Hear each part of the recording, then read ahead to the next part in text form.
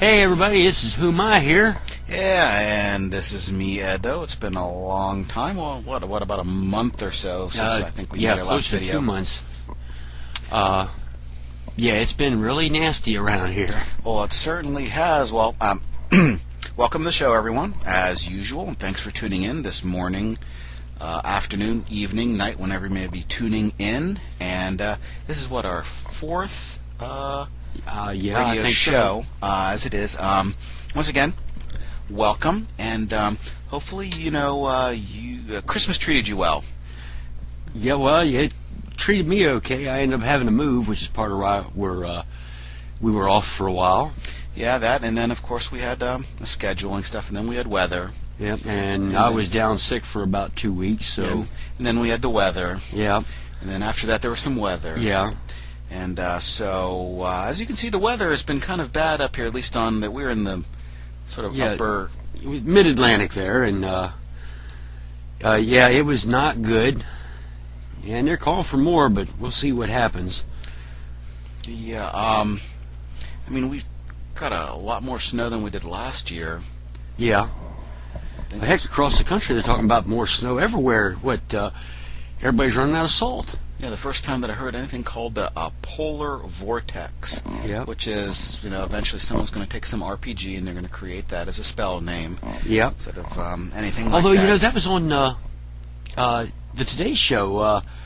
What's the one weatherman there? I can't think of his name. The heavy-set gentleman, Al Roker. Oh, yeah, well, he lost a lot of weight, too. Yeah, but he was talking about... pulled out his school book from 1950-something or other and showing that a polar vortex has always been around. It's just it don't come down this far normally. Well, things may be going in cycles. I don't know, but what I know, it is darn cold out. Yes, it is. Yes, it is. Let's tell these people with global warming that they can take and bring a little more of that on because it's too cold to be without it. Yeah, there was, I think it was a week or two ago, it was in the single digits for a while. And, of course, if you're living up farther north or in a completely different country where that kind of weather is common, my condolences, because us individuals who are accustomed to a little more warmer weather are freezing our buns off. Well, I've always said, personally, I'm waiting for Brazil to become a state, and then I'm moving there. Really good down to Puerto Rico. And for those from Puerto Rico and or Brazil, we know they're not the same country. Actually, Puerto Rico is. It's U.S. territory. Oh, yeah, but Brazil isn't. So we don't want to give them the impression that we think that Puerto Rico and Brazil are same country. I'd like to say I'd like to bless them with what we have, but there again, it might be better there right now, the way our world's going. Okay, well,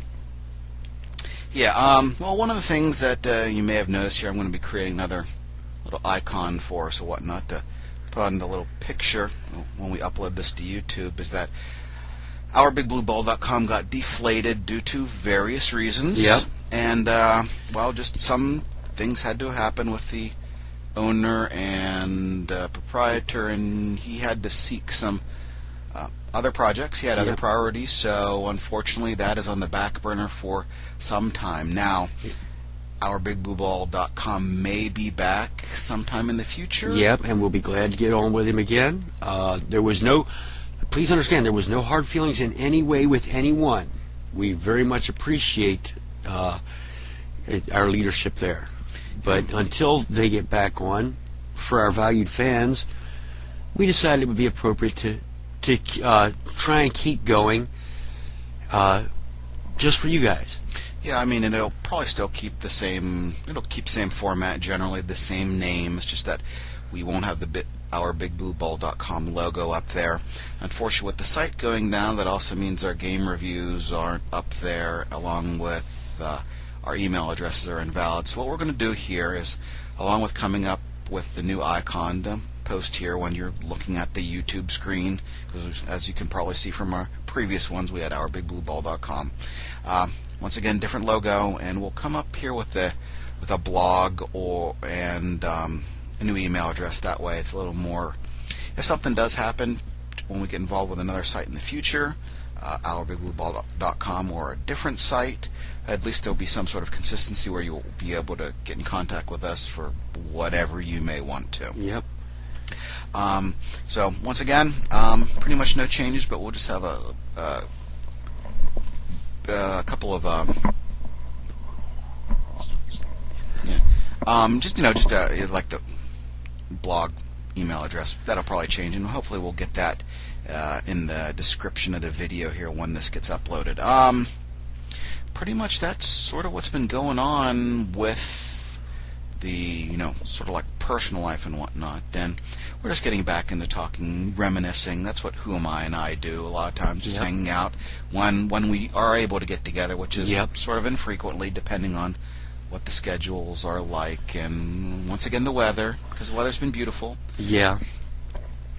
One of the things we're talking about is sort of continuing from our last podcast. Was we talked a lot about D&D and want to get along with some other RPGs. Just two that came up that we're just reminiscing about were Ghostbusters. Yep. This is the old West End Games one. I think there's only been one Ghostbusters game, so it has to be West End Games. This was prior to them putting out Star Wars. Did you ever play Ghostbusters? No, but I've saw your copy, and I'm very interested in one day trying to do that. I would like for us to do that just for the fun of it.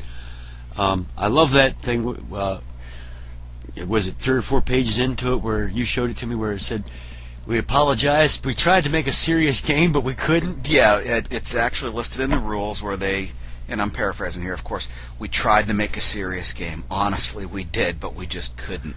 And it turned out to be a slightly goofy game, and of course the writing is sort of along those lines. When it talks about, when you get exposed to radiation and, use karma points to do the equivalent of basically stapling your arm back on after it falls off, you can't really, take the game too seriously. But, that's part of what, that kind of game, that's part of what makes the game. Let's face it, when it comes to role-playing games, now, I've seen these guys, and I used to hang with some of them that got too serious in the game. And I think part of the beauty of Ghostbusters and a lot of these alternate role-playing games is the whole idea is to get together and have fun. It's a way to socialize. And if you're having a blast with it, dude, do it. Babe, go have a ball. I don't care what it's about. I had a girlfriend years ago who played Gamma World, and she played a cockroach combination, and hey, if that's what blows up your skirt, have a ball. I think it's like any other kind of anything you can get into it. Whatever it is, if you're into football, be into football. If you're into something else, go do it. Have a blast, and let us know about it, because heck, I'd love to sit around and talk with some people that have played these games, even those that I haven't, and get their take on it, because it might put some originality back into my game. Well, I think one you were telling me about, and I sort of researched it, so they're sort of trying to bring it back or whatnot, and I'm not sure if they actually got it back printed or it's just, pardon me, if that's just like a digital copy, is Morrow Project. Oh, yes. So people who haven't heard about that, what was the Morrow Project? And you've told me about it, and I get the general gist, but some of the listeners out here who are into RPGs may not know exactly what it is. They may not have even heard it. I didn't even hear about it until you told me about it. So tell us a little bit about that. Okay, Morrow Project was, the basic cell line on it was, Morrow Project is a project developed for the reorganization and survival of the United States after World War III. And in addition to that, was supposed to be an eventual add-on called the Atlantis Project, which would be the entire world. The storyline was you roll up a character, and your character would be a part of one of 3 different kinds of research teams. You had Recon, Mars, and Science. Recon was literally, you'd wake up, and it was supposed to be you were going to wake up 3 days after World War III had happened, and you were going to help with schools and medical supplies and help people get through this. Well, what happens is your character wakes up 150 years after World War III. Well, because of this, there have been all kinds of mutations that have run around, and there's actually been changes in the very vehicles that you had when they put you to sleep. you were going with a vehicle that ran on alcohol. Well, when you wake up, the vehicle runs on nuclear power. And with recon, you might have the state of Maryland, or you could be in Pennsylvania or wherever, and you would go through the state and explore the changes. And there weren't very many modules for it. The idea was you make up your own. But when you wake up and you're supposed to be, all right, you were supposed to wake up, like I say, 3 days after World War III, and all of the Morrow Project would awaken. Well, you get on the radio and there's no one there. So what happens is you can't make contact with anybody, and you don't know why. You start to do your recon, and you look around and explore everything and survive. Then at the end of that game, or that's when you finish that state, you basically took that character sheet, you put it aside. You may use it in the future, but mostly it would be NPCs for the thing, and then you get another state. After you got into the game a little bit and started doing some of the real modules they came out with, there was Project Damocles and all. Well, you find out that what happened was Morrow Project never did get.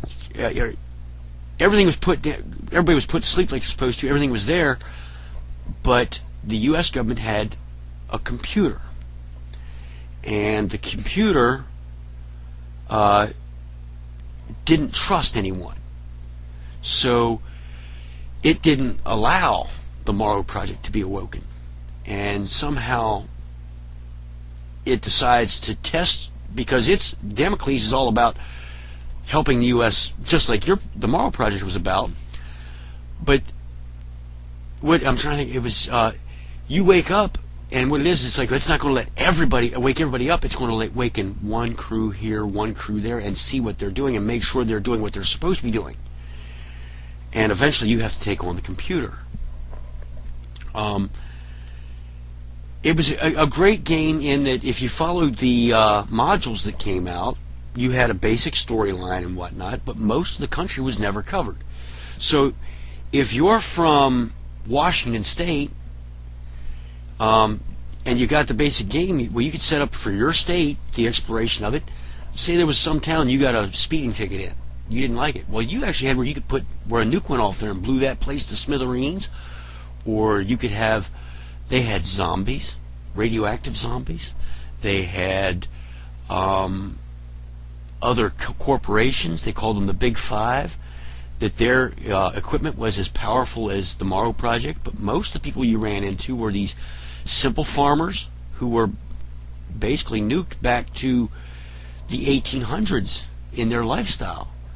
And you would have mutations in the way of, I remember one of the pictures I loved showed this Morrow Project guy standing there with his beret on, and he's got a moose that stands about a foot tall, and he's like, "Oh, aren't you cute?" And then behind him is like this 10-foot tall moose looking down at him. He's about to get killed. It was a good game. It just didn't go far enough.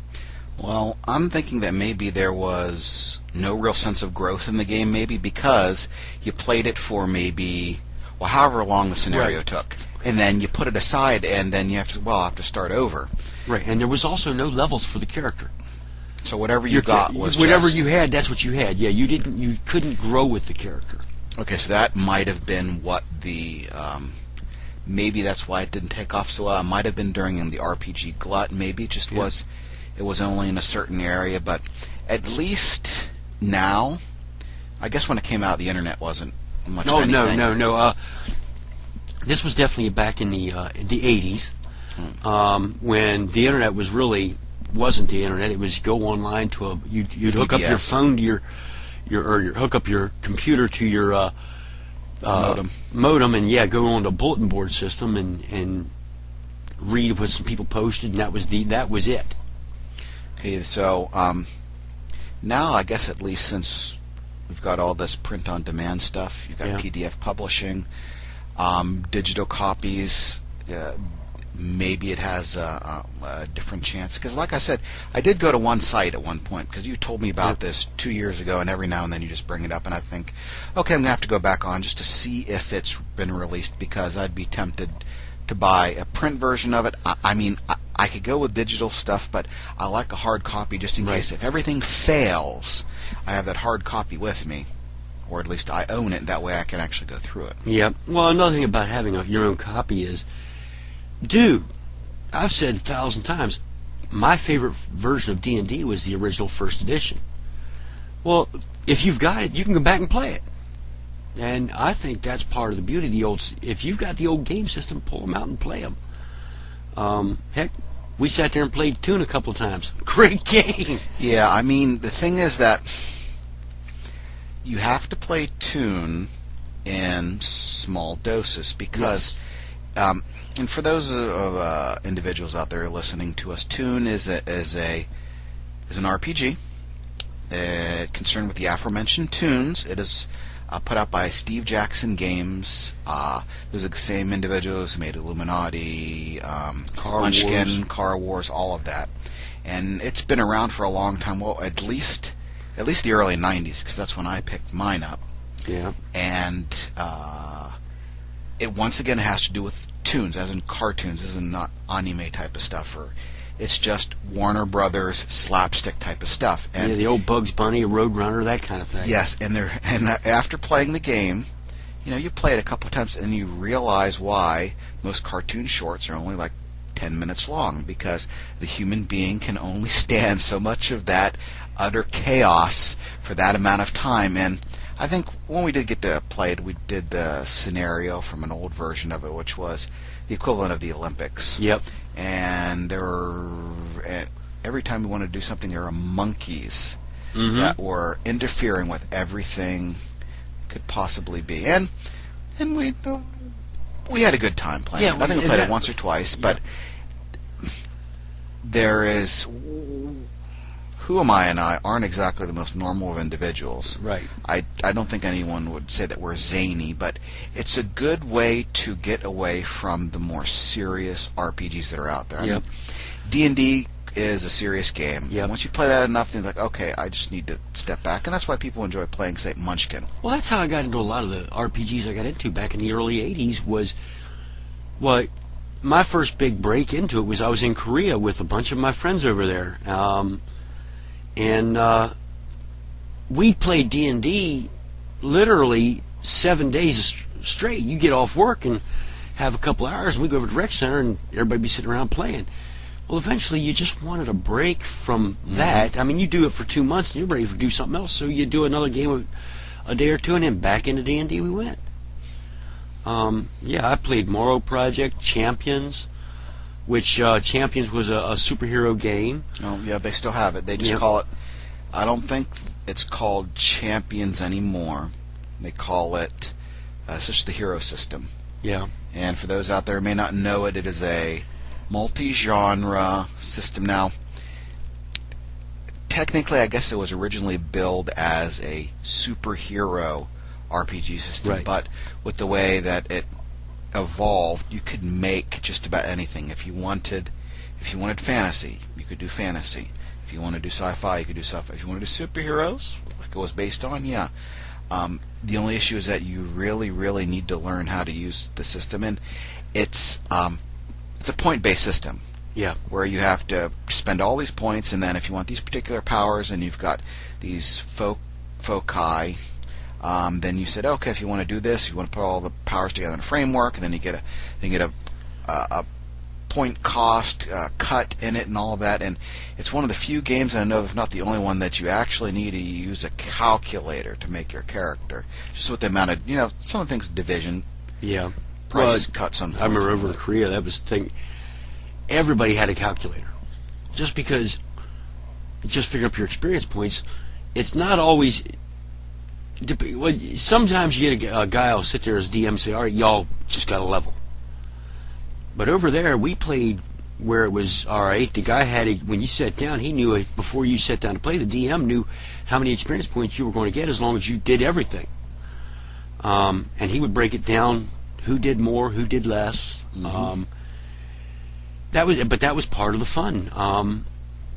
We played that, but we also played Top Secret. That was a very fun game. That was your James Bond kind of thing going on. I never got to play that. I believe my cousins bought the box set, Yeah. and they might have played it a couple of times, but I personally didn't. Well, that was funny because I remember when my first character I played for that, I named him Jacques Rendon, and he was a French secret agent. And Jacques, when we rolled him up, you had to roll, first of all, his main language, which, of course, he's French, so French was his... And I got a terrible roll, so he could barely speak his own language. Then I turned around and I rolled for English, and he was fluent in English. Well, according to the rules, you couldn't be better in a second language than you were in your first, so therefore, this guy could barely speak 2 languages. So what was he supposed to speak? I don't know. He didn't do much speaking at all. Well, one of the ones that I wanted to try, and I'll have to maybe find some copy on eBay or something if it's cheap or whatever it is. TSR did an Indiana Jones role-playing game.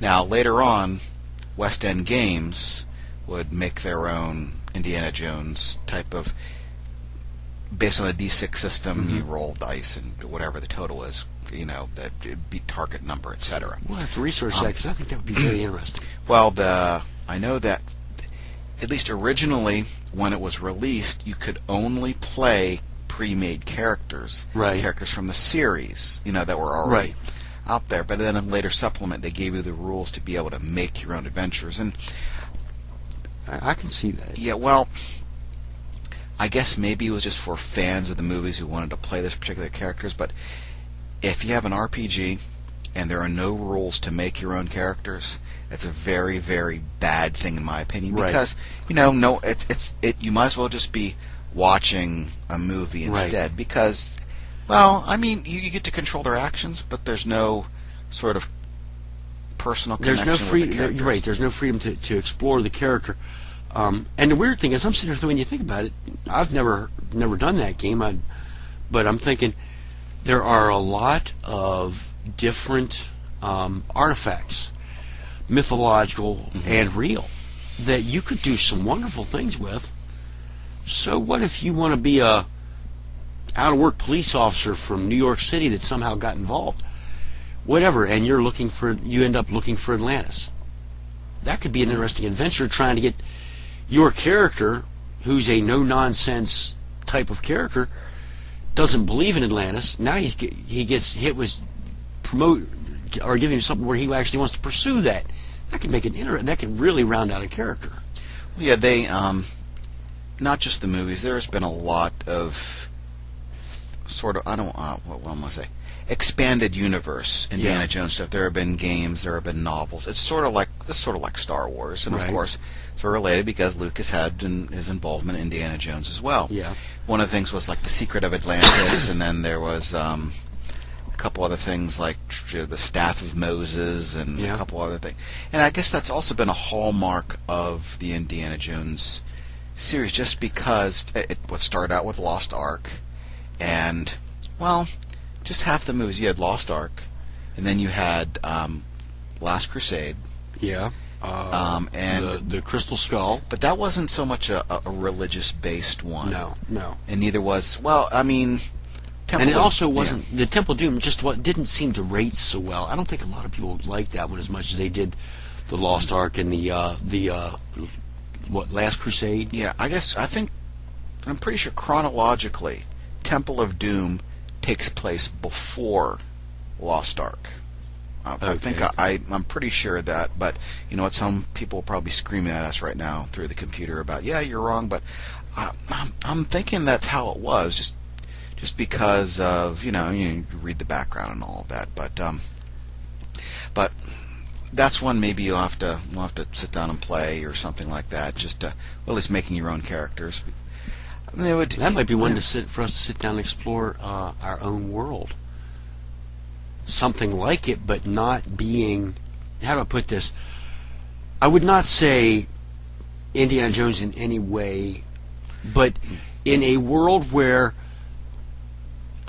if you will, mythological and real artifacts could be where you have world forces trying to acquire them for whatever, that could still make an interesting game on its own. Oh yeah, well the thing is that what you could do with that, you could take any RPG and just use it as its own world for that's that. True. That's very but true. But then again, I mean, if you're already using a predefined system, you can't make any greenbacks off of it. So that might be something. That might be something to explore, because there's Indiana Jones has the pulp adventure, the old, almost like Edgar Rice Burroughs novels type of thing, and there are a couple of games like that. But that might be something to explore. Just one of the things I'll say, I wasn't thinking about it in the way of making money. I'm just looking at it just for the fun of playing. You can do anything. I mean, think about it. Copyright laws don't mean squat in your own house as long as you're playing it yourself and you and your buddies. Mm-hmm. Nobody cares. So, heck, take the D&D or the top secret game and use that for your the rules and adjust them to make it work for your game. Mm-hmm. If it turns out to be very popular with you and your friends, then what you need to do is, if you think, well, maybe I've got something here in the theme, go back to scratch with your own playing system and make something new. But again, make sure whatever you do not cover or touch any copyrighted stuff. But hey, I'm always willing to play a new game. And if somebody comes up with something good, if I can afford it, I'll buy it and I'll play it in a heartbeat. Games are my life, man. There's another one that we played for a little while, and I don't know if we told the story here, as we tried playing Call of Cthulhu. Yes. I think we played once or twice, and just because of, once again, scheduling and other things, were never able to get back into it. But HuMei and another associate, it was like, we were playing it at HuMei's house, and you do one little adventure about a haunted house, and I'm going to give you some spoilers, so just grin and bear it. You go in and go to this haunted house, and you find out what's going on there. Some sort of necromancer in there, whatever it is. But one of the antagonists in there is a floating knife. Mm-hmm. What they do is the necromancer uses whatever power he has and starts attacking the player characters. And so they dealt with that, and then the next day, that other associate and I went over to HuMei's house, and he said, "Dude, I had this nightmare of being attacked by a knife." Yep. And there was another story is HuMei wanted to run Rolemaster, Space Master. Yep. And I said, I'm going to make up this Rolemaster character. So I make up it's a character called a Houri, and it basically sounds like what the name is, but technically there is a religious part of caste order, whatever, Houri, and it's an actual, I'm going to say, archetype, so to speak, in the world as we speak. Right. But this, in the aspect of Rolemaster, it uses magic that's based on kisses, and I was like, okay, I'll play this character, why not? So HuMei runs through my one situation where I'm on this one fantasy planet, and for whatever reason I get transported to this other planet. I don't know what the background was. The game sort of fell to the wayside, so it doesn't really matter. So the other associate, the one who was dreaming about the knife, who had the nightmare, was playing another character as well, like an armsman or a police officer or something like that, in the Space Master universe. He was playing a sniper. That was his big thing. He was a sniper. Yeah, and so we run through like a little scenario with him, just to figure out where the heck we are. I don't know where I am. He doesn't know who I am. What's technology, all that. But I think it was also the next day, similar to how he said that he had a nightmare about the knife. He said, "Dude, I had this dream last night." It's like, okay, what is it? He says, "Well, I dreamed that you turned into this elven chick and you were trying to seduce me and HuMei." Yeah, okay, so my stomach sort of turned a little bit. No, thank you. It's like, no, not going to be. Although I do have a thing for elven chicks, I admit that. But sorry, Ed, you're my friend, but we're not that close. Hey, look, this is exit only back here. So, yeah. Well, anyway. Yeah, we ain't going there. that's some of the things that you get these just weird situations, and sometimes like, and I think it's on my blog, and I don't know, and I don't know if I told it here in a previous one, but the first time I played Call of Cthulhu was I bought it high school senior year. I needed a horror RPG, so to speak. Some people would talk about, oh, this is this greatest horror game and all that. I barely knew what the Cthulhu mythos was, H.P. Lovecraft, etc. So I ordered. I still know very little about H.P. Lovecraft and Cthulhu, but I like what I read. Yeah. I picked it up. This was before the internet, so this was still when you got stuff catalogs. It was a place called War Games West. I remember that name. Yes, and they had a catalog every month or whatever. You could order stuff out of it. And during the summers, when we did our summer hire program, the kids got money. So what we would do is that some of my role-playing game friends would get together and order from the catalog in bulk, which saves on shipping, etc. So I get Call of Cthulhu. This is maybe like a week after I graduated that I able to crack it open and play it with some individuals. I had 2 friends. Yeah. 3 friends who were over for the sleepover, whatever. We didn't have much to do since we were graduated and whatnot, and everyone would be moving on in like a month or so. So I said, okay, let's play Call of Cthulhu. Okay, what is it? Oh, it's a horror game. Okay, Call of Cthulhu. Horror game. Yep. So, I go through. I've never run it before. I barely made characters, so I'm running through it, and we make... I'm a GM. 3 friends are making their characters, and you go through the list of what you should do, and they make their characters, and they're putting their skill points in and all of that. And this is, well, okay, they say at the beginning of the game, everyone should introduce themselves, what their character is, character archetypes, whatever it may be. You're a professor, you're a cop, whatever it may be. So the one friend says whatever it was.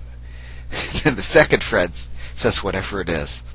So a third friend, Dave, and I'll remember this story till the day I die. So I said, okay, so what's your character archetype? It's like, well, Native American tribesman, and that's listed in the suggested archetypes, shamanist background, whatever it may be. So I said, what is his name? And he says with a straight face, Squatting Dog.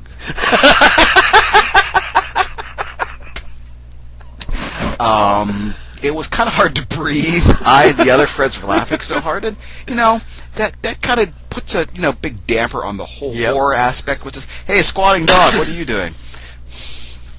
But that's the kind of that's the kind of people you get involved with, and the different types of personality, just quirkiness that you can run into just with your friends playing games. I think everybody's got that to them.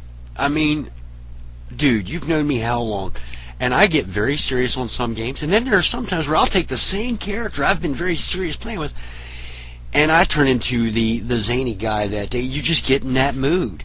But that's just part of what builds the game. You can change the character a little bit, because I don't care who you are. You can be an accountant somewhere that's got the most boring job in the world. You're going to have days where you're just a little more goofy than others, and in game plan that could be over a period of time that the guy just got a little crazy that time, and it's just he was enjoying it. The big thing to remember with the games is have fun. And I'm also going to say this: if you've never done a role-playing game, you get in with a group of people that play all the time, and you find that you don't like the game, don't condemn the game yet.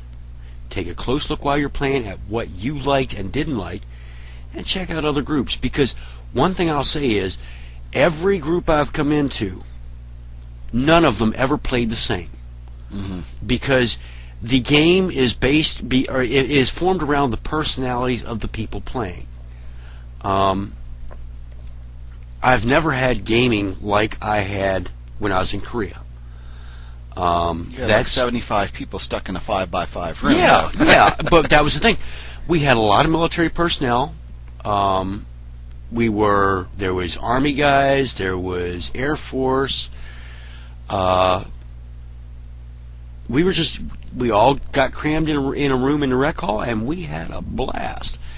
And you'd sit down with, well, my main character I played with all the time was a guy named Clarence the Cleric. Yeah, real simple name, but it was part of the fun of the character. I've never played before heavy. Sat down because I had heard enough I wanted to check it out. Made this character up and played the character. And yes, the other players played with me. I mean, anything they could to embarrass my character and whatnot, but that was part of the fun of it. It got to the point where, like I say, I started playing him. Next time I sat down to play, well, guess what? I had to play Clarence again. I'd try to make up another character and play him. Well, you can play that and Clarence. Over an entire year, I'll say 4 days a week, I was playing Clarence the Cleric. When I left Korea, I had a very, very powerful character because that's all I did was play him. But he was a blast. If we'd sit down and play, Top Secret, I had to basically make my Top Secret character have certain things in common with Clarence because they loved that character. It wasn't until I got into Korea or into North Dakota that I really started, or when I got stationed in North Dakota, where I started to get to explore other character classes. I can also tell you this: I am a terrible paladin. I'll never play a great paladin, but I have found out I can play a heck of an anti-paladin. And I mean, to the point where I had to, one time I played that, I had a blast. The people playing had a blast, but the entire party wanted to kill me because I was your domineering control fanatic, and you'll do what I say, or if you don't, I'll just kill you. And to me, that's how a paladin is. Well, they didn't like that too much. Well, that's why a certain number of individuals don't like playing with paladins themselves. Right. I mean, just because it's not so much what the paladin is, it's just the alignment factor of it. Generally, it's not usually class that dictates what you really do. Right. It has to be the alignment. Like, paladin won't adventure with any evil characters. Right. And just like I think the anti-paladin won't venture with any good characters. Well, the thing is, a paladin, if I recall correctly, a paladin's lawful good. Yes. A anti-paladin was actually chaotic evil. Yeah. So because he was chaotic, he could run with like a chaotic good. The idea was because he was chaotic evil, he would try and pervert everything, and that was what brought him out. He would pervert everything. Well, the chaotic portion of the alignment is that he is not bound by the law. In evil, he does whatever the hell he wants to do without any moral... Right. As a matter of fact, or... to me, it wasn't that he just did what he wanted to do. He was literally anti-good. So, yeah, you might have a code of conduct. It's very easy for a chaotic evil or a chaotic character to have his own code of conduct. But because he's chaotic evil, he's going to perverse everything. Or I'm going to be the one that we're going to acquire this very powerful item and return it to a mage. Well, I'm going to make sure that when the mage gets it, it's going to blow up on him if he's a good aligned mage. I'm the guy that, okay, yeah, you want to feed this whole town that's starving, okay, but let's see what I can do to screw up the food where half of them die from what you've been feeding them. That's going to be the anti-paladin. Not necessarily doing it in such a way that where everybody knows. Quite the contrary, probably not going to let everybody know that he's doing it.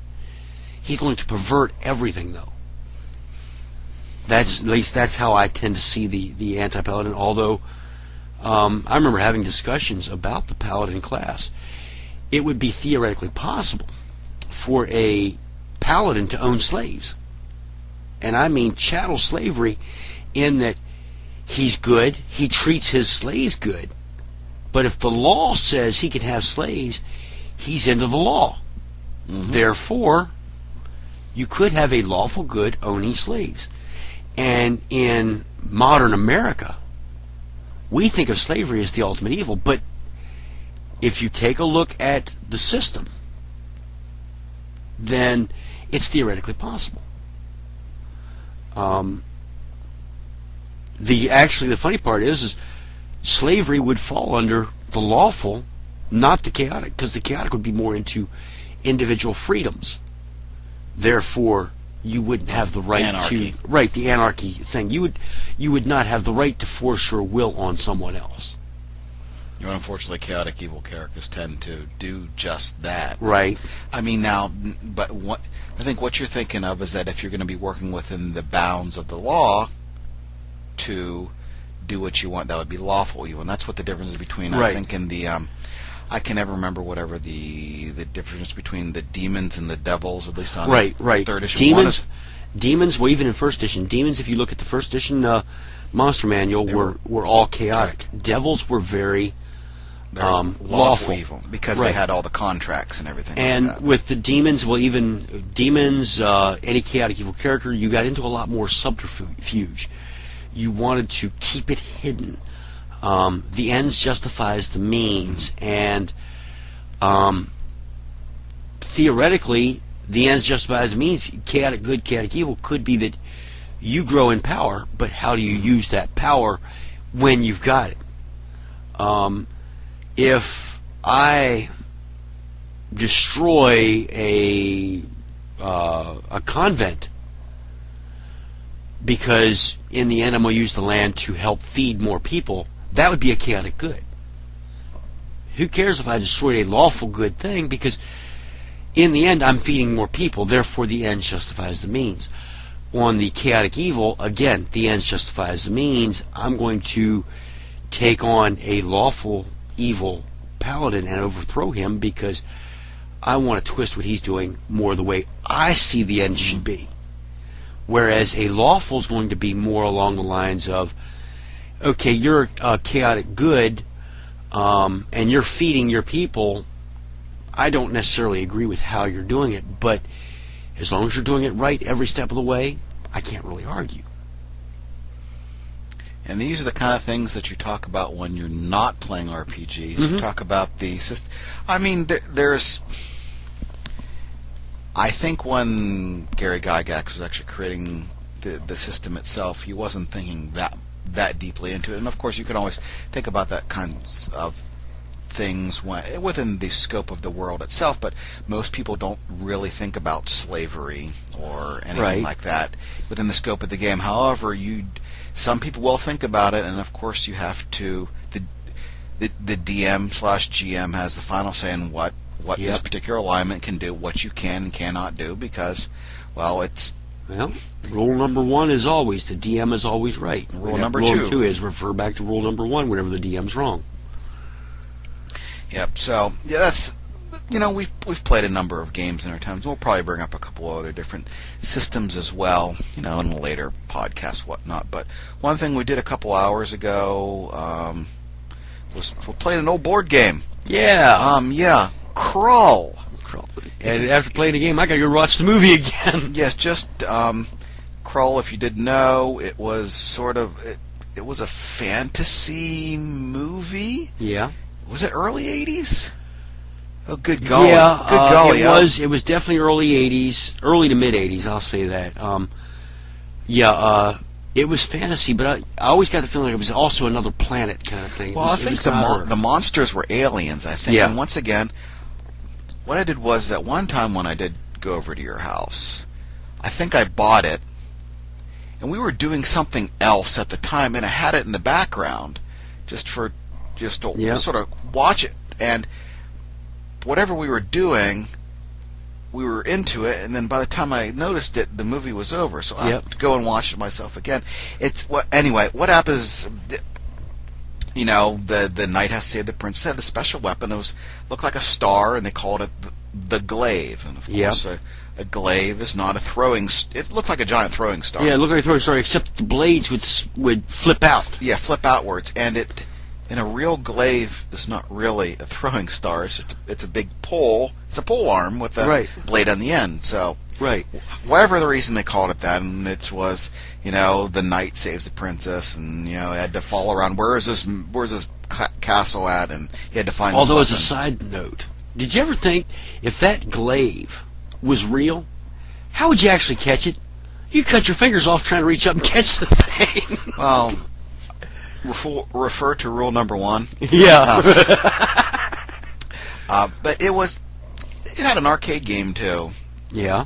So you could do that. And, well, anyway, there was a board game of it, and it's you go around and you find the glaive, and then you try and find the Black Castle or whatever it was called, whatever the castle was that has the monster on it, and you get cards, and the whole goal is just to get to the castle, and it has like this little setup with these 2 little figures, and you roll the dice, and depending what the result is, you move, and if the monster gets to the princess first, then your turn's over, yada yada yada. I mean, it's not a bad game, but it was very simplistic. Yeah, well, I don't remember what the ages were on it. Probably was not higher than 10. Well, I'm going to say this, though. One of the things I've learned about games is, and we've talked about this in trying to develop some of the stuff on our own, you want to make a game, if you want to make something new, you want to make something that people can pick up within 20 minutes and play. Yeah. Pick it up quick and go. And I understand that. But a board game, I think you need a little bit more to it than in the way of rules over like a role-playing game or a battle game. The idea being that if you're going to be spending any amount of time with it, you need a little more development on the game. If you're playing Axis and Allies, you want simplicity because you want to move your pieces, end your turn, and get that game moving and keep it moving. So you want it simple. In the case of a board game, you want a little bit more development there. And the rules help to define the game in a way that, like a battle game is not. A role-playing game, Game is all rules. It's all rules, but in some ways, but in other ways, none. It's all rules on how your character works as far as you get so many spells, or you get these skills, you get la-da-da-da. That thing is all rules. But when it comes to how you play your character to be a good role-playing game, there are no rules.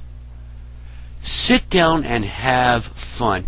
Or if there are, it's very generalized. Like I say, D&D, the paladin. I've seen a lot of people play a lot of different paladins in a lot of ways, and I've seen where people would actually argue on what a paladin should or shouldn't do. The end of the day, what's important on a paladin is, are you having fun, and is the rest of the party having fun?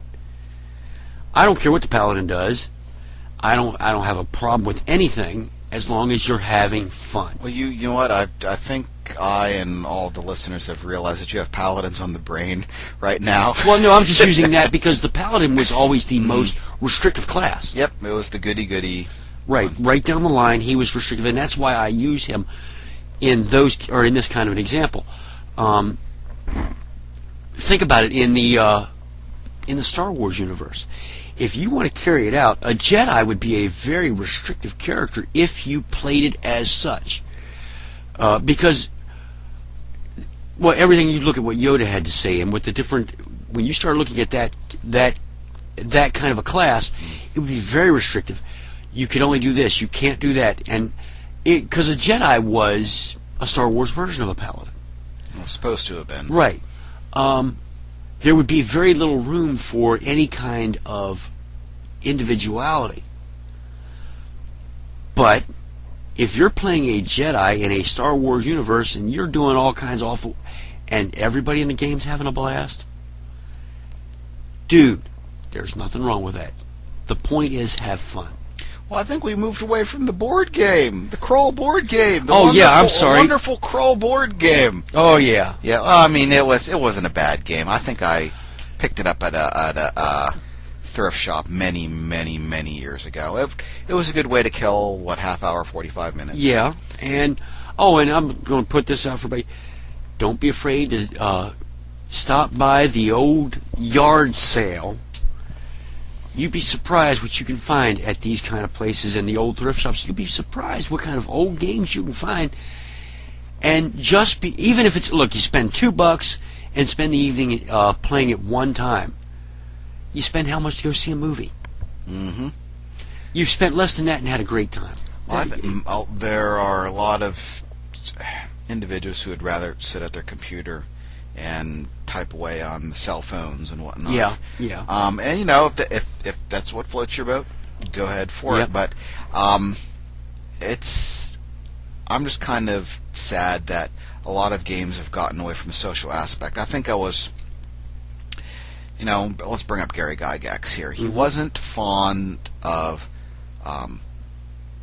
MMOs. Right. The reason being is that he said there are a lot of the sociability has been lost in it after all. And I think it was whatever article, it might have been Wikipedia or something like that, said that you can't share Cheetos through the internet. Right. So, I mean, and that was one of the things, at least with board games, everyone had to get around and they had to, they had to interact. Right. Well, I'll say this. Now, we've talked before about how I'm big into Guild Wars. Guild Wars is fun, but to me, if I didn't have TeamSpeak, or when I play and I don't have a way to talk to the people I'm playing with, it loses a lot of what it's about. In my guild, we have a bunch of us that we get on, people from Kansas City to Toronto to I've played with people in Australia, England. You get on TeamSpeak and you get to you actually build friendships with people you've never actually met. But you're talking. And yeah, you're not going to share Cheetos, I admit that, but you're going to build on that and share with it. It's not, when you're sitting there playing by yourself, it's spending hours upon hours just sitting there doing a grind. It loses a lot of what to me, it loses everything, because what makes the game is the other people playing. True, but I'd rather be sitting around the table with individuals, but I do understand what you're talking about. If, talking with other individuals, especially with headsets, when I was playing DDO and whatnot, there's some people just can only type and don't have a headset. And yeah. Well, I'm going to say this. I go back, I remember playing LAN parties. Get a game together, and we get 6 or 7 of us in a room, bring all our computers together, and be playing a computer game that had no ability to chat through it at all. Delta Force was a good one we used to play. And that's not really an MMO, that's more of a shooter, first-person shooter. But you got all of us sitting in the same room, networked together, and I'm yelling across the room, Edo, I just shot you in the back, gotcha! That, to me, is fun. If I was sitting there doing that where we were in cubicles and couldn't say a word to each other, it wouldn't be near as fun. It loses the appeal. Okay, well, that's with the board game aspect. That might be something we'll do, like videos on later on. So here are some old games. Like if most of you did know, there was a Legend of Zelda board game, which is ages 5 and up. And for what it is, it's an interesting game, but it's and then there's an old game called Thunder Road, which was it's like the Road Warrior type of thing. And then I don't think we'll ever get to Axis and Allies, just because it would probably take up quite a long time to play through it. Oh yeah. And well, heck, we had another mutual friend of ours that used to talk about. They would actually he bought 2 Axis and Allies games, the original, so that he had enough pieces, and they literally doubled up all the stuff they could have playing, and they would spend 48 hours straight playing this game. Hey, if that's what you enjoy, have a ball. And I've enjoyed that game. I haven't played it as much as he did. Probably would enjoy it if I took it to that level, but never had the opportunity, because it's an expensive game to get and it's very hard to find. Yeah, right. And I don't think they make the original game anymore. They don't. They make the expansion. I don't say expansions. Theaters of War. They've got you can get D-Day, you can get but the original, as a matter of fact, when they came out with the what anniversary was it? 20th anniversary or 25th anniversary version of it. It was $200 to buy the thing if you could find it, and I didn't have the $200, or I'd have had a copy of that game because I liked the game. I think Tony at Neverland, he had a copy there, and eventually I think he sold it through eBay or Amazon or something like that. Yep. But yeah, I have my copy. It's sitting up in one of these closets. There are a couple other games we can go over at a different time. Once again, we can do features of them. Maybe you have to rewrite the board games to create a new board game, or at least bring some of them back. Another thing I like about board games, though, is a lot of times the best way to change if I sit down and play a role-playing game, each time it's going to be a different game. Mm-hmm. If I sit down to play Monopoly, in a way it's going to be the same game, but not always. What happens is, sit down with 2 people and play Monopoly, then sit down with 8 people and play Monopoly, and see how much the game changes just because there are now more people. Mm-hmm. And that's one of the things I like about board games. As a matter of fact, I tend to like a board game where I can get more people playing. One of the reasons why I think I like D&D was, in Dungeons & Dragons, you can sit down with 2 and 3 people and play a game, but if you sit down with 8 player characters, or 8 people playing characters, and the DM, that game can get very intense, and yet standoffish at the same time, because while you're talking to the DM and it's centered around you right now, I can be getting a cup of coffee or getting a sandwich, come back in, you finish what you're doing, now I'm in there, and we've all added to the game. Mm-hmm. But again, it's how many people play. To me, like I say, I'm one of the few people to tell you, I love Monopoly. But I love Monopoly when I've got 6 to 8 people playing. That, to me, builds a great game. If it's just 2 or 3 people playing Monopoly, well, you're just rolling dice at that point. It's not the same. When you've got 8 people playing, there's a lot of cutthroat that goes on, and a lot of nuances to the game that kind of bubble to the surface, that builds the game. Well, yeah, I guess it's, at least within the board games and any type of game, the dynamic changes based on the number of players, and of course the strategy does as well. But of course, another one just popped into my head was Talisman. When we play it just 2 of us, it's a great game. It really is. Mm-hmm.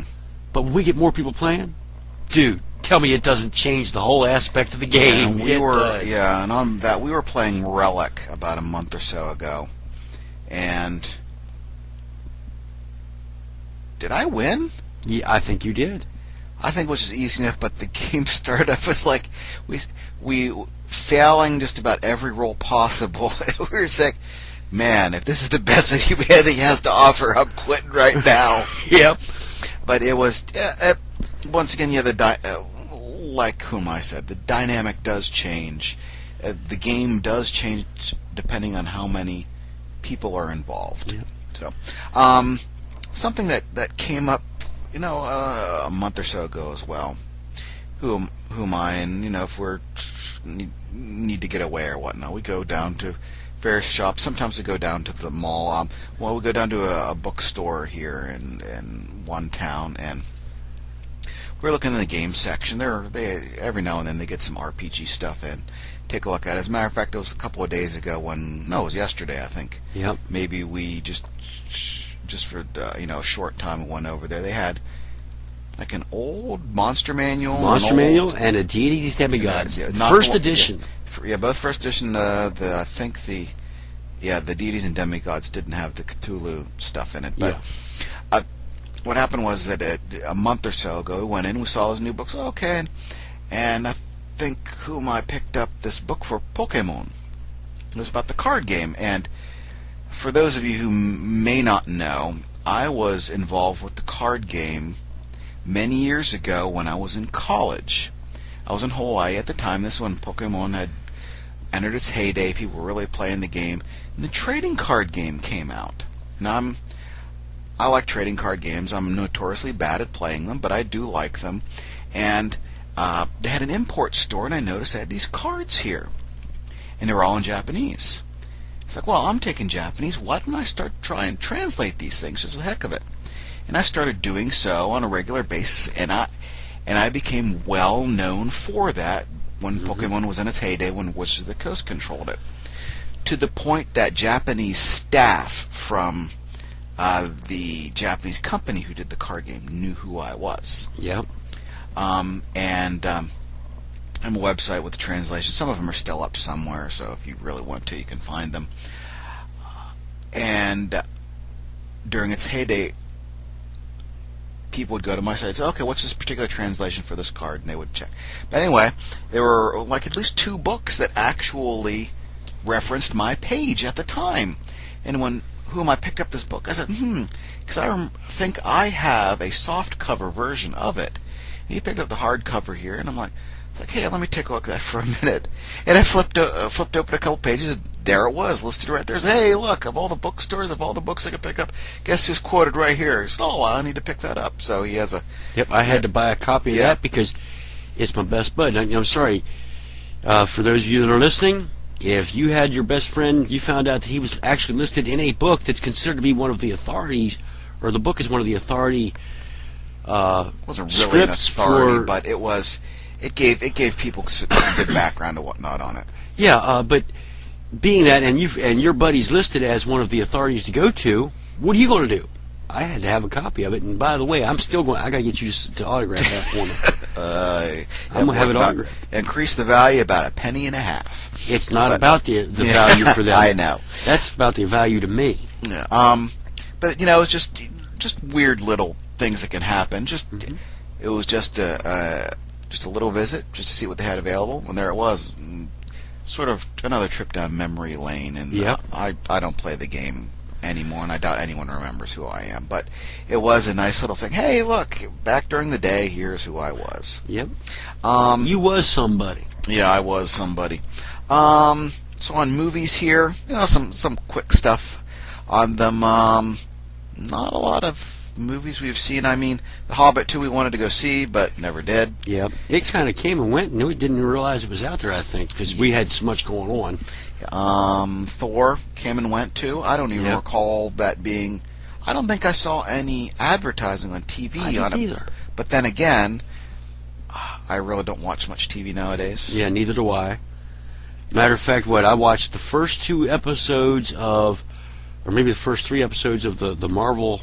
Avengers, Agents of S.H.I.E.L.D., and I haven't caught any more because my schedule has just not permitted it, and I've kind of lost interest just because I haven't had the opportunity. Well, and DVD box sets were created for people like us then. Yeah.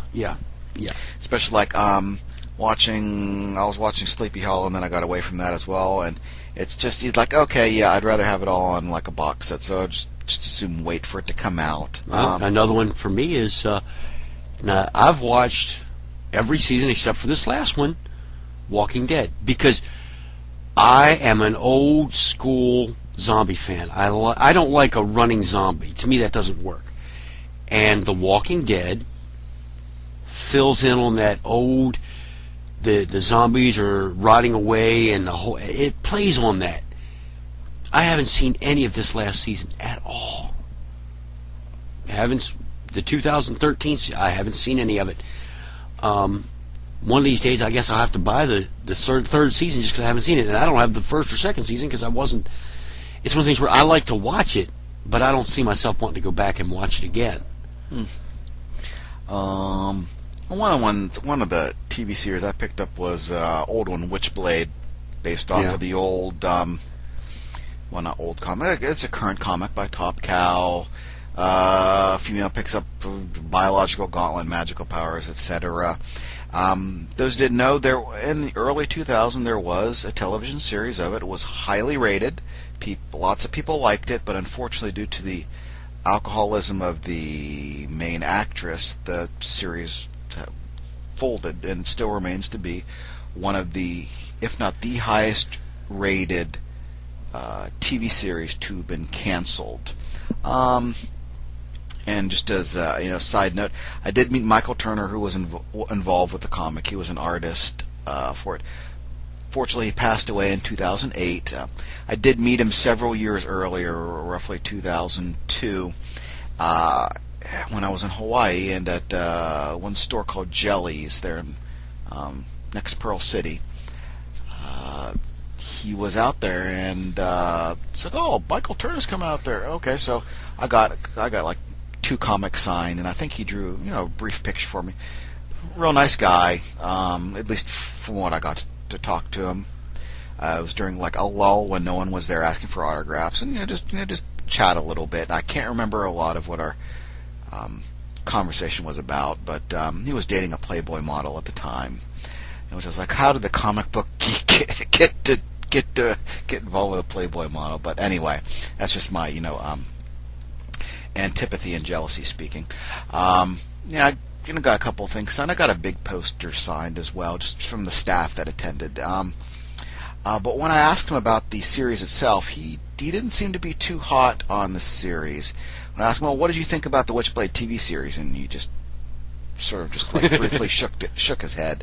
But it was like $10 at Walmart, and I mean, it's like 24 episodes and all, and that. I haven't watched all. I've watched like 2 episodes maybe, but if you see it there, it's sort of a crime drama with mystical elements. So I don't know how the series measures up to the comic. I don't read the comic, but the television series, I have to just keep watching through it to see how well it is done. Well, I'm gonna say this. You're saying it was what, $10 for 24 episodes? Dude, when you figure out how much pennies per hour, that's a very inexpensive way to to get a couple of days enjoyment. Yeah. Yep. And to me, that's the way to go. That's why I was like, whatever it was I was picking up at Walmart at the time, swung by the video section, see what new stuff out there. So, Witchblade, and I was like, oh, it's the whole series. It's like $10, and I think I've had it on my wish list on Amazon for like a year or two to say. Eventually, I'll go and pick it up, and I said, oh, wait a minute, here, $10.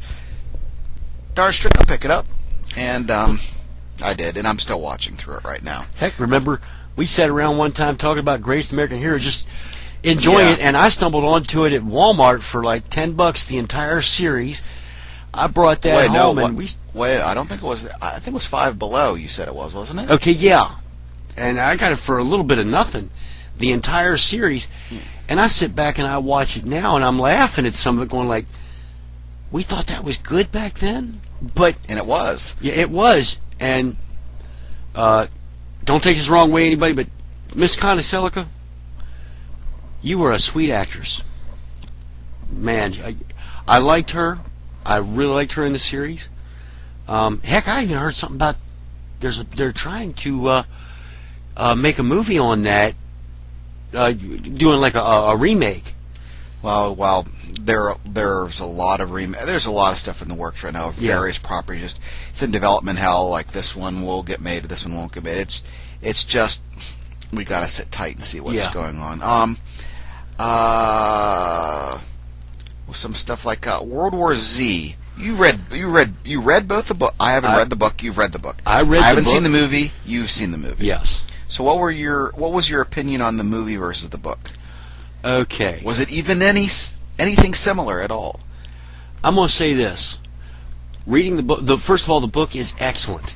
I highly advise any zombie fan to please read this book. The movie, very good movie. Sit on the edge of your seat movie. But I'm going to say this. The two have very little in common. The book, first of all, the zombies are slow. As a matter of fact, because the book's done as a series of short stories. And there's one in there about a guy in Japan who tells you right away, you can, as long as you've got the ability to move, you can outwalk these things. Just walk fast and they can't keep up with you. Very slow zombie. You watch the movie, the first thing you see is zombies running and tackling and taking over stuff. In the book, Israel survives, and it's brilliant the way Max Brooks puts that together, where the whole country survives because they actually pay attention. In the movie, it's not the whole country, it's just Jerusalem, and Jerusalem gets overwhelmed. What? How do they say it's even based on the... Well, I guess it is. It's just loosely based in that they're both zombies, and that's about it. The way in the book, it's literally a war. And it's dealt with as a war. In the movie, it's more of the zombies are taking over, and... Well, I don't want to give away the ending of the movie, but the ending has nothing to do with the book. After reading the book a second time and watching the movie several times, I honestly believe that what they should do is take that whole series, or that whole thing, go back, but do it as a TV series where each short story would make a wonderful one episode a week deal. They could have, it would be wonderful. So it'd be sort of like, if you didn't know, they had a Nightmare on Elm Street series. Right. They had a Friday the 13th series. Now, I think the Nightmare on Elm Street one, I don't know if Freddy had anything to do with it. I remember the Friday the 13th one, it was, I think it was a group of individuals had to go get these artifacts or something like that. But no, maybe I'm thinking of. No. I'm thinking of you'd have something along the lines of Twilight Zone: Outer Limits, where it's a series, but each episode is its own contained. Right. Yeah. Well, in World War Z, if you read it, I won't say each chapter, but like what it is, it's a.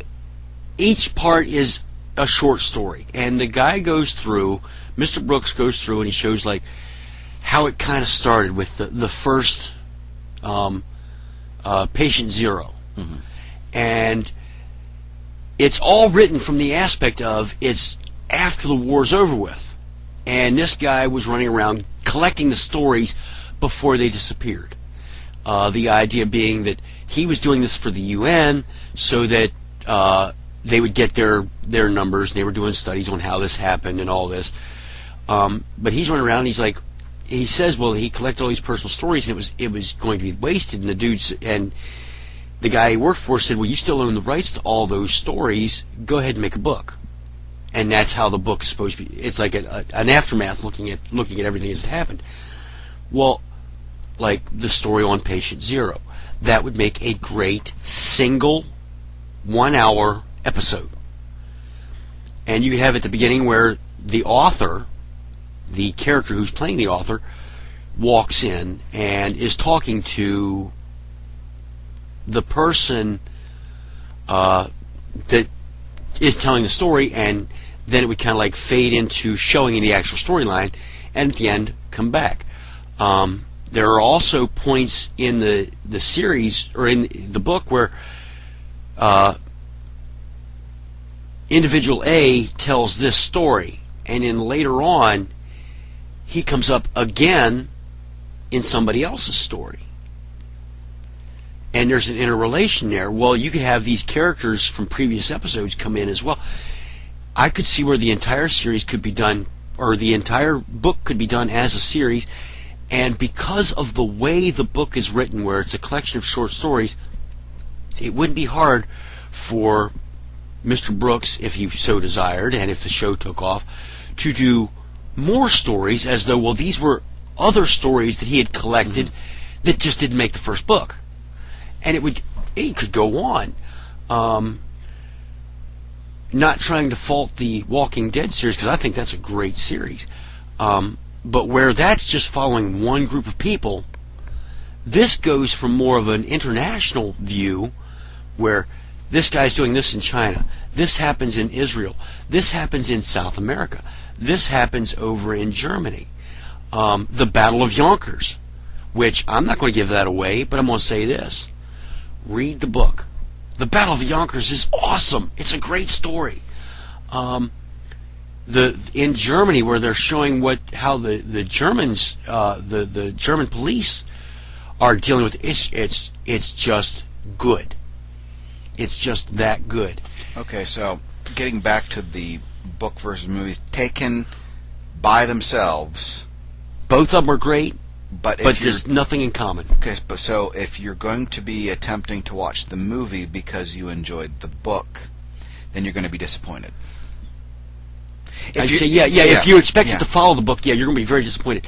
But if you walk into the movie and just watch the movie and think of it as it's just another zombie movie, okay. If you're now, I admit it, if you're looking for the Dawn of the Dead type rotting zombie, you're not going to like it. And that's one of the things I've come to find in the zombie thing, is there are those people who love the running zombies, And there are people like me that tend to like the walking zombies. And I'm not saying that the running zombie thing, there's nothing wrong. Again, if you enjoy it, have a ball. But to me, it's like going two totally different ends of the spectrum, and they're not even the same. There's very few references in the movie that even come up in the book. To where it's like I say, when they say based, this is so loosely based. It's So in other words, it was another zombie movie with the name of a large property slapped onto it. It could have been called Running Zombies from Hell, and it would still be the same movie. Right. Okay, so once again, if you haven't seen it and you've read the book, you may be disappointed. But if that's your cup of tea, those kind of zombie movies, then I'm not fond of the zombie genre. I've seen maybe a handful. One time, what's the one? What was the one of the Dead series? One where they were in the it had Dennis Hopper and it had Land of the Dead. I watched that one. I guess that was sort of enjoyable, but personally, I don't get the whole zombie. Well, the Land of the Dead to me, I love zombie movies, so I liked it on that. But to me, Night of the Living Dead, Dawn of the Dead, and the original Dawn of the Dead, and the original Night of the Living Dead, and the original Day of the Dead, they were a trilogy. Yeah. I love those. To me, part of the idea with the zombie, as I've said it 1,000 times, I'll say it 1,000 times again, run and get away, and you're safe. And then the zombies show up and run and get, because there's too many, so you have to run and get away, and eventually there's nowhere to run to. In Day of the Dead, one of the things that I loved, because like I said, I love a happy ending. What I liked about that was it kind of pushed that the zombies are rotting away, and eventually, because they're dead, their bodies are still rotting, and eventually they will rot enough to where there's nothing left. When there's just bone, it's rotted to that point the thing falls apart. So all you've got to do is stay hidden and alive long enough for that to happen. Can you do that? That's the whole point of the zombie thing. Survive. You got to find ways to get your food. You got to, the whole survival deal. But basically, you got to outlive the zombies. And if you can do that, you'll be okay. Okay. One of the things we wanted to do was take a look at that Mockbuster of Pacific Rim, but I haven't gotten around to ordering it yet. And just movie-wise, there hasn't been stuff we've seen like The Hobbit 2. It'll probably be coming out here on DVD soon, so I'll have to. Yep. So I have to watch that. Going on here, let's see here. What else we had on the list? MMOs, video games. I mean, John is a really big player of Guild Wars 2. I try to get into it when I can, but it's usually when HuMei here is, around. I'm over at his residence or he's over here. Just see what's going on and whatnot. How'd you get into Guild Wars anyway? Oh, well, it was funny. At the time, I was a single parent, and before I understand this, even now, the one person I love more than anyone is my daughter. I miss her. Wherever she is, I wish her the best. She's with her mother. But I also ended up in a situation where I had virtually no adult content out in my life except for work. When I went home, I was with my daughter, and she was very little. I had the internet, and somebody had mentioned, or I read somewhere about Guild Wars, unlike World of Warcraft, where at the time I was pinching pennies, I couldn't afford the $15 a month fee. So here comes Guild Wars, and it was like, well, it was free to play online. All I had to do was buy the game, and I liked that. So I was like, if I don't like it, all I've lost is the money to get involved, and if I do like it, I don't have to spend this money, and then, well, what if a month comes up where I just don't have the money? So I got into it, and I remember I bought the game, took it home, played it for like 3 weeks. It was like almost 3 weeks to the day. And I was afraid to actually chat with anyone. I would not type anything in because who's on the other end of this chat? It could be a kid you're talking to, and next thing you know, you've typed in the wrong thing, thinking they're an adult. And I didn't want to offend anyone, that kind of thing. To where one day I'm sitting there and I started to get to where some of the things I was doing in the game, I really needed more people to help me out. And I went in and the guy was saying, and well, one of the central things to Guild Wars was you would join a guild, which is kind of like an online club in the game. And I go into this town and there's this guy standing there and he's like, look, you got to be, one of the rules to his guild was you had to be over the age of 31. And it popped in my head immediately. I'm like, oh, I don't have to, I can chat with these people in guild speak or in the guild channel and don't have to worry about if I accidentally type something or say something that I think's funny and it might be because these people are all adults. And the gentleman said, he then says, do you have TS? And I'm like, what the heck is TS? Well, TS was TeamSpeak. There's also Ventrilo and Mumble and all these others now. But that was the one he had. And he had me download that, which took a couple of minutes, and entered stuff in. And literally that night I was talking with like 20 people. We're just having a blast. 3 weeks after that, I was an officer in the guild. And that was, the first thing was there was a rule, one of our guild rules was you had to be a member for a year before you could even be considered for officer status. But it was all of the other officers had mentioned to him that they really wanted me to be an officer because I was on, when I wasn't with my daughter, I was online, and I'd get on there, and if I needed to do something, I'd usually try and get it done right away because, all right, my daughters went to bed tonight, get my couple of things I'm trying to get done, and I'd be on there TeamSpeak just shooting the bull, and somebody come on and say, hey, I need some help getting this adventure done, or I need to get this quest out the way. Dude, I'm on my way, and I was there playing. Or somebody say, I need this done, and I'm like, I'm not there, but give me a couple of minutes and I'll run my character over there.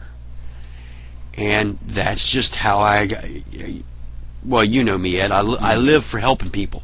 So jump in and help this guy out, or help that guy out, or somebody needs this, or somebody needs that. I don't know how much drops that I had got that I gave away. I probably gave away 2/3 of what I picked up because this guy needed that or that girl needed that, and we just got in. And then you got like a Christmas card from them, didn't you, or something? Yes, I have. I still got it at home. Matter of fact, I showed it to you. It's it was numbered, and it's signed by all of the I want to say bigwigs, but like all of the staff and all. Yeah, they're all. It's all signed. They're all signed, or they all signed it, and it's numbered. I can't remember the number on it right now, but it's a numbered Christmas card. And I remember when I got it in the mail, and I was like, well, what the heck is this about? And a thing come up on doing some looking, and they had it right there on the One Guild Wars site that you had to do something special for it. And that they said anybody that got one would know why. And I really did not know why, and it finally hit me. I put in a suggestion. This was back when Factions came out, and they had just started doing the titles. Mm-hmm. And you could only show one title on your character, which was fine, but what I was thinking was, to me, it was and still is, the whole idea is to build around the guild. So what I suggested was, instead of it being on me, which is fine, but could we have little monuments in our guild hall to where, like, you join the game and you join our guild and you're looking for, I want to get the Cartographer of Tyria title. Well, if I've only got the ability to show one title, I might not ever have that up, and you don't know I've got it. You go in there to this monument, and it has listed all the people in the guild that had that title. So now you say, oh, Johnny B's got that, or Stephen whoever, or HuMei has got this title.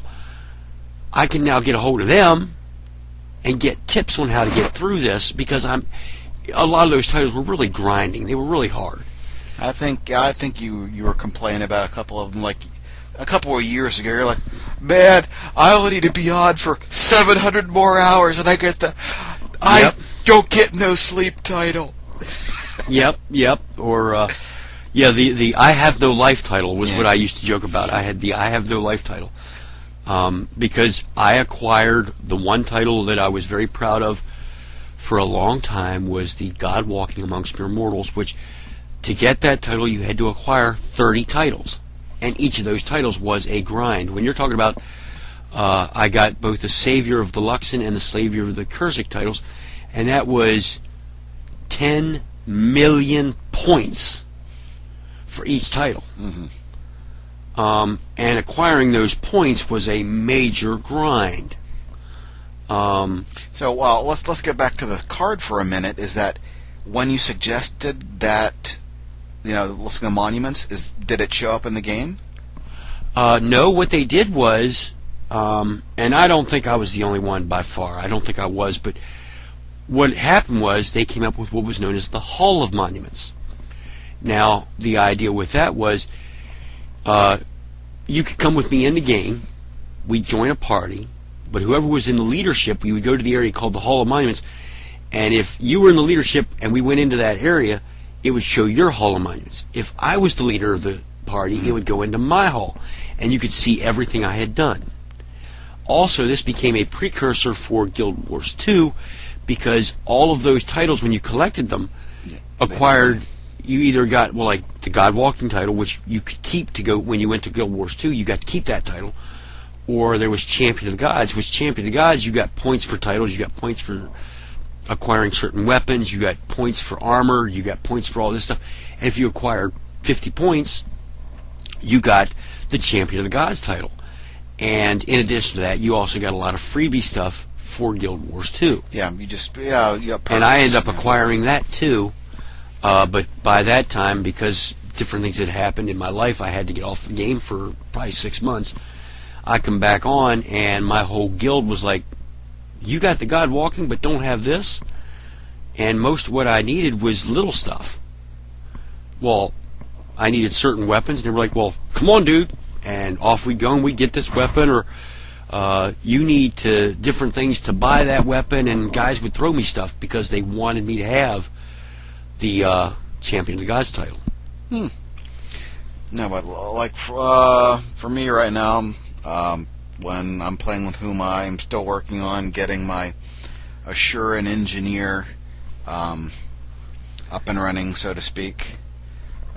Still figuring out what kind of sort of build I'll be using. Just dual pistols, but for what it is entertaining. And then, like you said, when you initially got into Guild Wars, all you have is the one-time fee, basically, for the base game, and then when the expansions come out, they're, I guess, roughly the same price. Right. But that's nothing. They have not come out with a expansion new campaign pack. But what they've been doing is, and I'm starting to see stuff where I don't know what. I'm not going to try and pretend to know what ArenaNet's doing. The idea was, because you can go in there and, like, in Guild Wars 1, when they opened up the other campaign settings, there were certain references that you go into Guild Wars 2, you can see. The whole Cantha factions deal. You can see where there is places to go where it's like they kind of reference that it's going to open that way eventually, but they haven't. Instead, they're literally doing in-content changes with the game as we speak, and the game literally is not the same game it was a year ago. It's still good. It's still very good. I love it. But I'm also like you. I'm running up characters. I have yet to, because I don't have the time to invest like I used to, or else if I did, I'd be maxed out on everything and be doing all this new content. But the storylines are changing all the time. It's a living story, and I like that. I really do. But I'm sorry, I want to see Cantha come back. I want to see Alona come back. As a matter of fact, I remember sitting around with my buddies talking right after the Alona thing came out, which was Nightfall was the last of those before the Eye of the North, and the Eye of the North was kind of like a capper story, I think, in preparation for Guild Wars 2. I remember sitting there, we were talking with my buddies, and I was like, what do you think is going to be the next thing? Because the first one was Tyria. Tyria was more of your European style mythology. Then you got into Factions, which was Cantha. Cantha was Chinese based, or Southeast Asian based, yeah. And then Alona was more African based.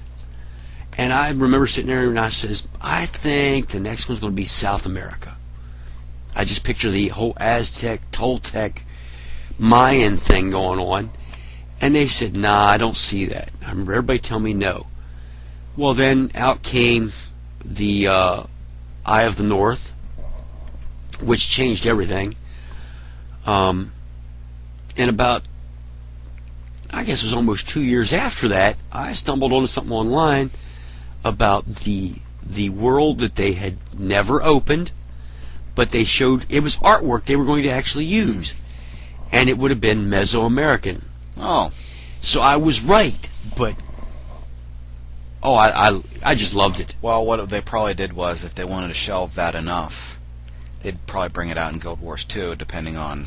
Well, yeah. Well, the thing was, the reason Guild Wars 2 kind of came out was they wanted to... The game had developed to the point where they wanted to make some major changes that would have had to... where they'd had to go in and literally change the basic engine to the game. Mm-hmm. They had to rewrite... And when they did that, it was like, well, now it's a whole new game. Well, how do you make these changes and keep the old characters? You can't do that. So, if you played Guild Wars 1 and you acquired so many titles, you could then reserve your character name for Guild Wars 2. As a matter of fact, I think even if you didn't, if you just wanted to keep your character name, you could. The whole thing with the titles and all that was to give you something to keep going on until they come out with Guild Wars 2, and then you have a little extra. Mm-hmm. And that was it was a good idea. Like I say, I want desperately to see Cantha come back, because, like I say, it's supposed to be 150 years after Guild Wars 1, and in Guild Wars 1 you had these. It was Cantha was the factions package, and the factions where you had two different alliances that were fighting each other. And when you walked into that, if you bought that pack, you could be Kurzik or Luxon. And you could actually join other guilds and eventually get titles on both sides, but it brought a whole new aspect to the game where you could have guilds fighting each other, like all the Luxon guilds fighting all the Kurzik guilds, that kind of thing. And then Alona had its own thing, and I loved all the color they brought. And I'm like, well, what's Cantha like 150 years later? I want to see the changes. I want to see the changes in Alona, the Nightfall setup. I want to see what changes come about. I don't know if they ever will, but I am very curious if they do. I'll be the first one to buy the new Cantha Factions background. Well, one thing that I picked up a couple of weeks ago, I think it was, had been maybe like 2 or 3 weeks ago, about a year or so ago when it first came out, Elder Scrolls Skyrim. It's sort of like an MMO that you play by yourself. I forget what I was doing. I was looking through some artwork for costumes for reference for other MMOs, and then stuff came up that was like modifications for this game called Skyrim. I was like, oh, this is the one that my friends were playing a while ago. So it's like, oh, some of this looks pretty cool. So I go over to Walmart and I pick it up for $20. And there's a lot you can do with it. Just so many different modifications. Some are family friendly, some aren't, and we'll leave it at that. But I was showing HuMei here a little while ago. I made it. I had a character and downloaded mods where the character's in a maid costume and is wielding 2 lightsabers. And I thought it was awesome. I really did. Yeah, and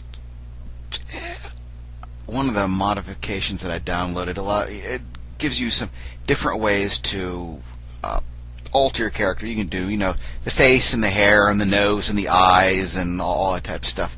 One of them was height, and I said, well, I'll give this character this height because it was just a female character and looked better than the male character. So I was like, okay, that's just something I'll enjoy looking at.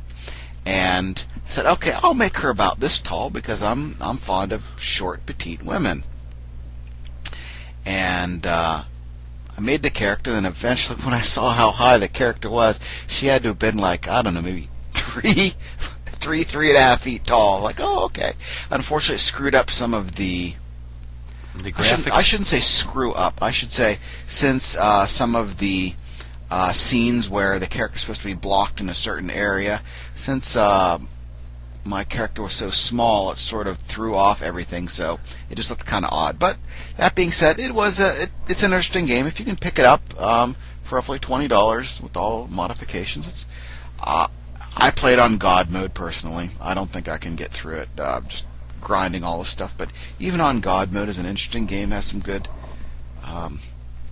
voice acting in it. Has an okay story. It seems standard fantasy fare, but it visually, graphically, it is impressive. And if you can pick it up, it'd be something that I suggest that you do. Well, I'm going to say this, just to throw this out for everybody that's listening. My personal opinion is, when I first started playing Guild Wars, I would only play male characters because I'm a guy.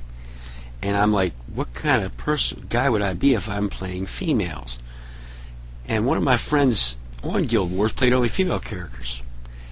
And I'd never thought anything of it, bad about him. But it's just, I was like, why would you want to do that? And he pointed out to me, he says, well, which characters do you think are the best looking? And in Guild Wars 1, my personal opinion was, and still is, the most beautifully rendered characters are the females. I like the way they run. I like the way they move. I like the dance. If you did slash dance, I like that. The male characters to me always seemed like they were an afterthought. They didn't look right. And he said, now, if you're going to spend how many hours behind this screen playing this, why not pick out something you like watching? Mm-hmm. And I was like, okay. And then I find out the vast majority of the female characters I'm seeing on screen are guys doing the same thing. Yeah. They just, if you're going to, you might as well watch something you enjoy.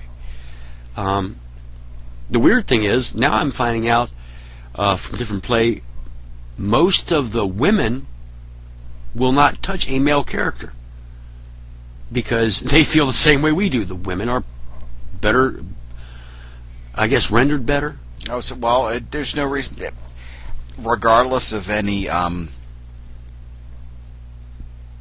lifestyle references, right? References, yeah, but yeah, it's just that the male characters tend to not be as attractively designed as the female characters. Right. And for me, I sort of go, how should I put it? I sort of go back and forth depending on what game I'm playing. For example, when I started playing Dungeons and Dragons Online, I have like 2 male characters, and when I played another game, I created a female character there, and then in the next game that I played, it was a male character. The next one was a female character, and back and forth. Then with Guild Wars, it's a male-isher, and then it looked like a combination between Yoda and E.T. Yeah. But yeah, why not? I would rather stare at something that's better looking than something that's ugly. Yeah. And that's just it. That's the thing. Say in Guild Wars 1, you had certain names, you got to keep them for Guild Wars 2. Anybody that knows my character, by the way, Guild Wars 1, it was HuMei's. In Guild Wars 2, HuMei's. Guild Wars 1, HuMei's is a male elementalist. In Guild Wars 2, HuMei's is a female elementalist. 150 years later, she is the granddaughter of HuMei's. The way I come up with that name was, I spelled it out where my is actually an Oriental name. Mm. That was the last name. And I just pictured in my head, guy walks up to the gate guard at the town, and he's like, yeah, I want to enter. What's your name? Or who are you? Trying to write down his name, and he's like, HuMei? That's what I'm asking. Who are you? HuMei? Yes. Who the hell are you? Who's on third? Who the hell am yes. I? And just play that back and forth. And it kind of grew. what's funny is most people look at it and they say, because of the way it's spelt, they don't. The way I write it, you have to phonetic it. If you read it and say it just as you read it, HuMei. They look at that now. I used to have people say all the time, well, what's this with you and the Dalai Lama? Ain't no Dalai Lama. It's HuMei. And when I would type it out, the sentence, HuMei, then it's like, oh, and they start laughing and they love it. But that's that's the way, if you go looking for me online, you will tend to find most of my characters, that's what I do with their names. I will come up with something to where I've got Miscellaneous. Mm-hmm. Justine. Justine is a beautiful girl's name. Nuff. Just enough. And that's the way I tend to do my characters. I got a couple of them that get away from that because I couldn't think of something at the time. I got sax and violins because I wanted my game to have a little more. It's like good orchestra. You got to have good saxophone and more violins. I wanted more sax and violins in my game. Well, once again, that was their dissertation on what characters look like. There are some games that do have their beautifully designed characters, and others just don't. But it also depends on whatever your feeling is at the time. Some personally, like HuMei here, I'd rather look at something that looks good for an hour or two rather than something that doesn't. Well, that's kind of the funny thing, because one of the things I'll say about Guild Wars 2 is the Assurance and the Char. You can't tell much difference between the male and the female characters. I made both mine. I've got a Char that's maxed out now. I've got an Assurance that's maxed out. They're both female. You can't tell. You look at a male Assurance and a female Assurance, and outside, if the clothes are going to make them look male or female. Beyond that, they got the same jagged or sharp teeth, and the same thing with the Char. I just need to level up enough to get my power suit ability. Well, here we're going on. Well, we're going on almost an hour and 45 here, just chatting around here. Just to wrap up things here. Not So Healthy Dose of Chaos. My book has new cover. First ebook is free. I'll put another link in the description here. Go and check that out. The second book is also out. Should be having a new cover here within the next couple of weeks, so check that out as well. It's available for, I think at the time, right now, $2.99. Smashwords and a couple other different places like iTunes, Barnes & Noble, and one other place. Can't remember what it is. That being said, thank you for joining us this morning, afternoon, evening, night, whenever you're tuning into us, and I hope you'll be wanting to tune into our next podcast when it's available in the future. So, say goodnight, HuMei. Good night, HuMei.